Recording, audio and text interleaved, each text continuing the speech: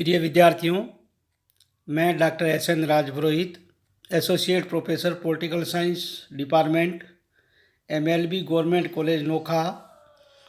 आज हम BA part second के लिए राजनीति विज्ञान विषय में इंडियन पॉलिटिकल सिस्टम प्रश्न पत्र में भारत की संसद के बारे में आप सभी विद्यार्थियों को जानकारी प्रदान करेंगे। विद्यार्थियों, हमारे संविधान के अंतर्गत केंद्रीय विधानमंडल को संसद की संज्ञा दी गई है और यह संसद द्विसदनात्मक सिद्धांत के आधार पर गठित की गई है। संविधान के अनुच्छेद 79 में लिखा है, संघ के लिए एक संसद होगी जो राष्ट्रपति और दोनों सदनों से मिलकर बनेगी, जिसके नाम क्रमशः राज्यसभा और लोकसभा होंगे। भारत में संसदीय लोकतंत्र को प्रभावपूर्ण बनाने के लिए व्यवस्थापिका और कार्यपालिका का समन्वय करना सिद्धांततः आवश्यक था। अतः राष्ट्रपति को भी संसद का अभिन्न भाग बनाया गया है। अब हम भारतीय संसद की संवैधानिक स्थिति के बारे में थोड़ी चर्चा करेंगे। प्रश्न ये है कि क्या भारत की संसद संप्रभु है? संसद की संप्रभुता का विचार ब्रिटिश संविधान की एक महत्वपूर्ण विशेषता है।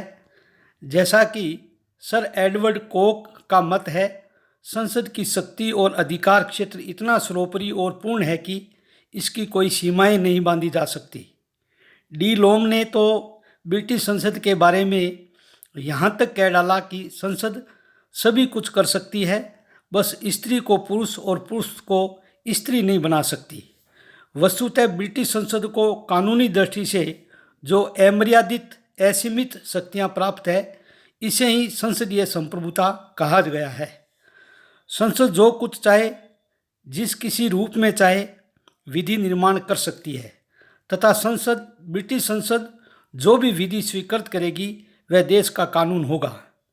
अब हम भारत की संसद संप्रभु संस्था नहीं है और ब्रिटेन की तरह भारत की संसद संप्रभु संस्था न होकर संसद की कानून बनाने की प्रभु सत्ता पर कुछ सीमाएं और मर्यादाएं हमारे संविधान निर्माताओं के द्वारा निश्चित की गई थी। भारतीय संविधान सभा के सामने महत्वपूर्ण प्रश्न यह था कि संसद की स्थिति के संबंध में ब्रिटेन की व्यवस्था को अपनाया जाए या अमेरिका की व्यवस्था को। ब्रिटेन में संसद की सर्वोच्चता है, जिसके अनुसार संसद किसी भी विषय पर कानून का निर्माण कर सकती है और संसद द्वारा निर्मित कानून को किसी भी सत्ता के सम्मुख चुनौती नहीं दी जा सकती। दूसरी ओर अमेरिका की कांग्रेस एक सर्वोच्च संस्था नहीं है। संघात्मक व्यवस्था तथा लिखित एवं कठोर संविधान के कारण अमेरिकी कांग्रेस की कानून निर्माण की शक्तियाँ सीमित है। इसके अलावा अमेरिका में न्यायिक पुनर्विलोकन की व्यवस्था है और इस कारण अमेरिका की कांग्रेस ने जिन कानूनों का निर्माण किया है उन्हें सर्वोच्च न्यायालय के सामने चुनौती दी जा सकती है और इस व्यवस्था के कारण यह कहा जा सकता है कि अमेरिका में न्यायपालिका की सर्वोच्चता है, संसद की सर्वोच्चता नहीं है या व्यवस्थापिका सर्वोच्च नहीं है।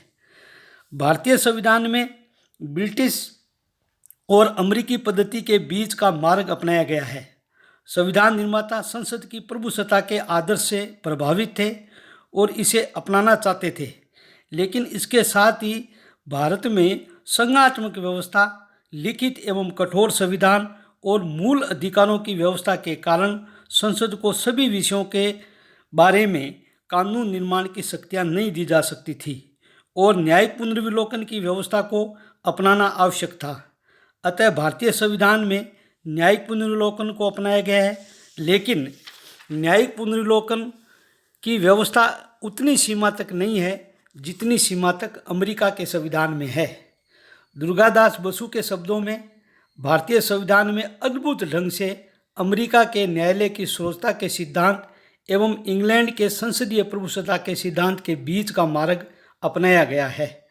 डॉक्टर सुभाष कश्यप के अनुसार भारत में सार्वभौम प्रभुसत्ता केवल जनता में निहित है। संसद के अधिकार संविधान निर्दिष्ट मात्र है। नॉर्मन डी पामर ने लिखा है, भारतीय संसद विस्तृत शक्तियों का प्रयोग करती है तथा महत्वपूर्ण कार्यों का संपादन करती है। यद्यपि इसका कार्य भारत राज्य क्षेत्र के लिए विधियों का निर्माण करना है, तथापि इस दृष्टि से इसके कार्यों पर अनेक सीमाएं हैं। संघीय प्रणाली तथा संविधान द्वारा सर्वोच्च न्यायालय को न्यायिक पुनर्विलोकन की शक्ति प्रदान करने से इसकी शक्तियां सीमित हो गई है। भारतीय संसद की प्रभुसत्ता पर निम्नलिखित सीमाएं या मर्यादाएं स्थापित की गई है। नंबर 1, लिखित और कठोर संविधान अर्थात संविधान में संशोधन हेतु विशेष प्रक्रिया। संसद देश के लिखित संविधान की शिशु है। संसद की प्रभुसत्ता संविधान के लिखित प्रावधानों द्वारा सीमित है। संविधान के अनुच्छेद 245 भाग फर्स्ट द्वारा यह स्पष्ट किया गया है कि व्यवस्थापन शक्तियों का उपयोग संसद संविधान के अनुसार ही करेगी। ब्रिटिश संविधान के विपरीत भारतीय संविधान एक कठोर संविधान है, जिसके अंतर्गत संवैधानिक कानूनों के निर्माण अर्थात संविधान में संशोधन के लिए विशेष प्रक्रिया निर्धारित की गई है। संविधान के अनेक प्रावधान ऐसे हैं जिनमें संशोधन के लिए संसद के दोनों सदनों द्वारा अपने 2/3 बहुमत से प्रस्ताव पारित किया जाना आवश्यक है। कठोर संविधान के कारण संसद की कानून निर्माण की शक्ति सीमित हो गई है। दूसरा, संविधान की सर्वोच्चता का सिद्धांत तथा संविधान के मूल ढांचे की अवधारणा। भारतीय संविधान संसद को प्रभुसत्ता प्रदान नहीं करता, वरन यह संविधान की सर्वोच्चता के सिद्धांत पर आधारित है। इस सिद्धांत के अनुरूप सर्वोच्च न्यायालय ने 1973 के केशवानंद भारती बनाम विवाद में तथा 1980 के मिनर्वा मिल्स विवाद में संविधान के मूल ढांचे की धारणा का प्रतिपादन किया है। इस धारणा का आशय यह है कि संसद मूल अधिकारों सहित संविधान के किसी भाग को संशोधित, परिवर्धित या सीमित कर सकती है, किंतु संसद को यह अधिकार प्राप्त नहीं है कि वह संविधान के मूल ढांचे को ही परिवर्तित कर दे या नष्ट कर दे। तीसरी मर्यादा है संघात्मक शासन व्यवस्था। भारत में संघात्मक व्यवस्था होने के कारण राज्य सूची के विषयों पर ही संसद कानून बनाने की शक्ति सीमित हो गई है। Professor TK. टोपे ने लिखा है कि भारतीय संसद एक संघीय संविधान के अंतर्गत विधायिका है। ब्रिटिश संसद के समान इसकी शक्तियां असीमित नहीं है। चौथा बिंदु है मर्यादा का, वो है मूल अधिकार और न्यायिक पुनरावलोकन की व्यवस्था। संसद द्वारा संविधान में निर्धारित प्रक्रिया को अपनाए बिना मूल अधिकारों के विरुद्ध किसी कानून का निर्माण नहीं किया जा सकता। इन सब के अतिरिक्त संसद की प्रभुसत्ता पर सबसे बड़ी सीमा भारत में न्यायिक पुनर्विलोकन की व्यवस्था है, जिसके अनुसार संसद द्वारा निर्मित कानून की न्यायपालिका द्वारा जांच की जाती है। यदि सर्वोच्च न्यायालय ये समझता है कि संसद द्वारा निर्मित किसी कानून से संविधान का उल्लंघन हुआ है, तो सर्वोच्च न्यायालय उस कानून को अवैधानिक घोषित कर सकता है। न्यायमूर्ति बी.के. मुखर्जी के अनुसार यह निर्णय करना न्यायपालिका का कार्य है कि अमुक कानून वैध है या नहीं।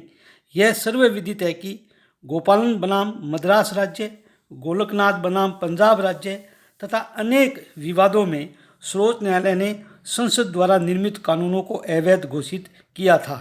न्यायिक पुनर्विलोकन की व्यवस्था जिस रूप में की गई है, उसके कारण भारतीय संसद की स्थिति ब्रिटिश संसद और अमेरिका की कांग्रेस के मध्य में है।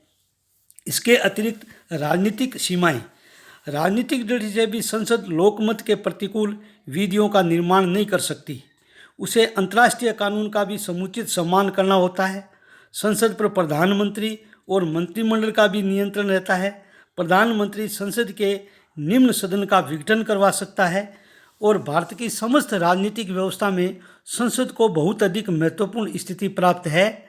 लेकिन संसद की शक्तियों की सीमाएं हैं, मर्यादाएं हैं।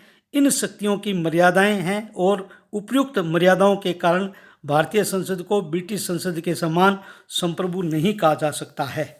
अब हम भारत की संसद के कार्य एवं शक्तियों की विवेचना करेंगे। भारतीय संसद संप्रभु नहीं है, किंतु यह विस्तृत शक्तियों का प्रयोग करती है तथा महत्वपूर्ण कार्यों का संपादन करती है। इसकी शक्तियों का उल्लेख निम्नलिखित रूपों में वर्णित किया जा सकता है। नंबर 1, व्यवस्थापन संबंधी शक्तियाँ।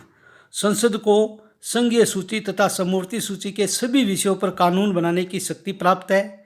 इसके अतिरिक्त सभी संघीय क्षेत्रों के लिए संसद को सदैव ही सभी विषयों पर कानून बनाने की शक्ति प्राप्त है। संकट काल की उद्घोषणा के काल में राज्य सूची के विषयों पर भी संसद कानून बना सकती है। जब कभी 2 या 2 से अधिक राज्यों के विधानमंडल ये प्रस्ताव पारित करके संसद के किसी भी विषय के बारे में कानून बनाने की प्रार्थना करे तो संसद कानून बना सकती है। इसी प्रकार जब राज्यसभा 2/3 बहुमत से प्रस्ताव पारित करके राज्य सूची के किसी विषय को राष्ट्रीय महत्व का विषय घोषित कर देती है, तब उस राज्य सूची के विषय पर संसद कानून बना सकती है। दूसरी है वित्तीय शक्तियाँ। संविधान द्वारा संसद को संघीय वित्त पर पूर्ण नियंत्रण प्रदान किया गया है। सभी कर संबंधी प्रस्ताव तथा अनुदानों की मांगें संसद द्वारा स्वीकृत होने पर ही प्रभावी होती है, क्योंकि संविधान के अनुसार विधि के प्राधिकार के बिना न तो कर लगाया जाएगा और न एकत्रित किया जाएगा। संसदीय प्राक्कलन और लोकलेखा समिति की नियुक्ति करती है तथा नियंत्रक एवं महालेखा परीक्षक के प्रतिवेदन पर विचार कर उचित कार्रवाई करती है। संसद की स्वीकृति के बिना सरकार को राष्ट्रीय वित्त में से एक पैसा भी खर्च करने का अधिकार नहीं होता है। तीसरी है कार्यपालिका शक्ति। भारत में संसदीय शासन प्रणाली को अपनाया गया है, अतः मंत्रिमंडल संसद के प्रति सामूहिक रूप से उत्तरदायी होता है। मंत्रिमंडल केवल उसी समय तक सत्तारूढ़ रह सकता है जब तक उसे लोकसभा का विश्वास मत प्राप्त हो। संसद अनेक तरीकों से कार्यपालिका पर नियंत्रण रखती है। संसद के सदस्य अविश्वास प्रस्ताव, निंदा प्रस्ताव, काम रोको प्रस्ताव, स्थगन प्रस्ताव द्वारा प्रश्न या पूरक प्रश्न पूछकर सरकार पर नियंत्रण रखती है तथा उसे उत्तरदायी बनाए रखती है। संसद के सदस्य मंत्रियों से सरकारी नीतियों के संबंध में प्रश्न या पूरक प्रश्न पूछ सकते हैं तथा सरकार की आलोचना कर सकते हैं। संसद सदस्य बजट को अस्वीकार करके मंत्रियों के वेतन में कटौती का प्रस्ताव स्वीकृत करके सरकारी विधेयक में संशोधन करके अपना विरोध प्रदर्शित कर सकती है। राज्यों से संबंधित शक्तियाँ। संविधान में संसद को यह अधिकार दिया गया है कि राज्य की इच्छा के बिना वह अपनी सीमाओं तथा नामों में परिवर्तन कर सकती है, नवीन राज्यों का निर्माण कर सकती है तथा किसी राज्य का अस्तित्व भी समाप्त कर सकती है। संसद को भारतीय नागरिकता के निर्धारण का भी अधिकार दिया गया है। अब हम 5वां संविधान संशोधन से संबंधित शक्तियाँ के बारे में चर्चा करेंगे। भारतीय संविधान में संसद का ये अधिकार है कि वह संविधान में भी संशोधन कर सकती है। संविधान के बहुत बड़े भाग में अकेली संसद के दोनों सदनों द्वारा ही संशोधन किया जा सकता है।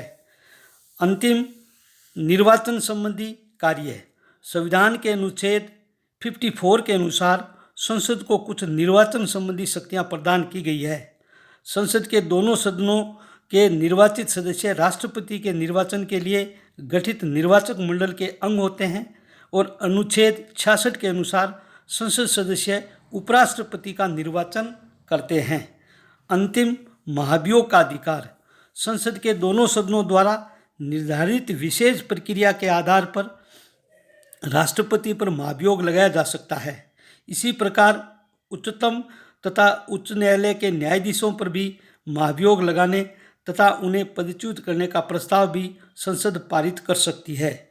इस प्रकार संसद की उपयुक्त शक्तियों को देखते हुए कहा जा सकता है कि भारतीय संसद की शक्तियाँ एवं कार्य विस्तृत है। संसद सार्वजनिक विवाद स्थल का कार्य करती है। इस दृष्टि से संसद लोकप्रिय भावना के दर्पण तथा शिक्षक के रूप में कार्य करती है। परंतु यह बात महत्वपूर्ण है कि संसद को लिखित संविधान के अंतर्गत ही अपनी कार्यवाहियाँ चलानी पड़ती है। जब भी संविधान के कारण संसद के कार्य में रुकावट पैदा होती है, संसद संविधान में संशोधन कर सकती है, लेकिन संसद को यह अधिकार नहीं है कि वह संविधान के मूल ढांचे को बदल दे या उसे नष्ट कर दे। विद्यार्थियों, आज हमने भारत की संसद के प्रथम भाग के बारे में चर्चा की। संसद की सर्वोच्च शक्ति पर नियंत्रण तथा संसद की शक्तियाँ और कार्यों के बारे में आप सभी विद्यार्थियों को जानकारी प्रदान की। जय हिंद, जय भारत।